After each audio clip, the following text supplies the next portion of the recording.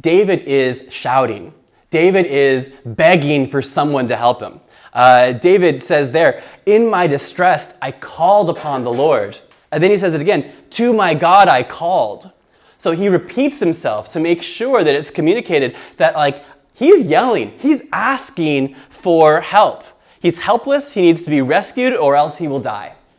And so, again, it's hard to pinpoint exactly at what stage of his life he's talking about, but we do know that many years earlier, in chapter 20 of 1 Samuel, he said to his best friend Jonathan, in chapter 20, verse 3, he says, "There is just a step that is separating me from death."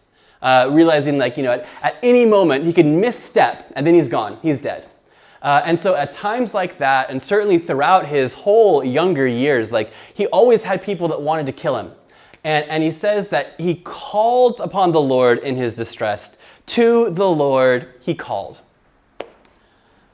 And wonderfully, the second half of verse 7 says that God hears. God hears the cry of David, who is up to his neck and beyond. He is out of his depths in this water that is threatening to drown him, in this oppression of violence of all these enemies, Saul, Goliath, the Jebusites, the Gibeonites, all these people, they kind of want him dead. And he calls out to the Lord, and the Lord hears.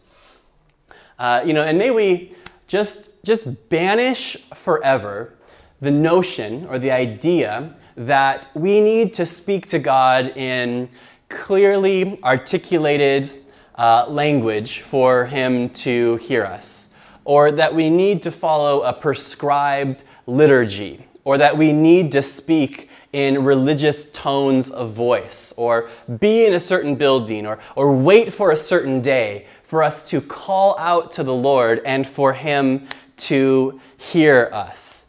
We don't look to, traditional Christian religion tradition to dictate how and when we call upon the Lord, nor do we look to Eastern mysticism that would say that we need to be perfectly calm and at peace and making certain meditative noises in order for us to connect to the divine. We see David here in his distress just yelling, and the Lord hears. He's not listening for articulation. He's not listening for old King James English before he pays attention. David just says, "I'm drowning, would you help me?" And wonderfully, from his temple, he heard my voice. And that's not the first time that God has heard someone crying from underwater. As I read this, it just reminded me of Jonah. Who in the belly of the great fish is being swam down to the bottom of the Mediterranean Sea, and he calls out to the Lord. Jonah chapter 3 is his prayer to God, and the Lord hears his prayer as he is down underwater. And you know what? David, though, here isn't the last time. Because as we jump to the New Testament, we think of someone called Simon Bar Jonah, son of Jonah, who walks on water. And it's this wonderful miracle, Matthew 14, we can't get into all of it. But he keeps his eyes fixed on Jesus until he stops fixing his eyes upon Jesus, and he begins to sink. And as he is going down into the Sea of Galilee, that cold and dark and deep, dangerous area of Israel, as he's going down into that, he calls out an inarticulate, short prayer, "Lord, save me." And the Lord reaches down, grabs him, and pulls him out. He saves him. And so, my friends, God hears your prayer, not just here, and not just on Wednesday night, or not just in a community group, but God hears your prayer as you deal with a baby who is thrashing all over the place at 4 a.m. and you just want to go to bed. He hears that prayer.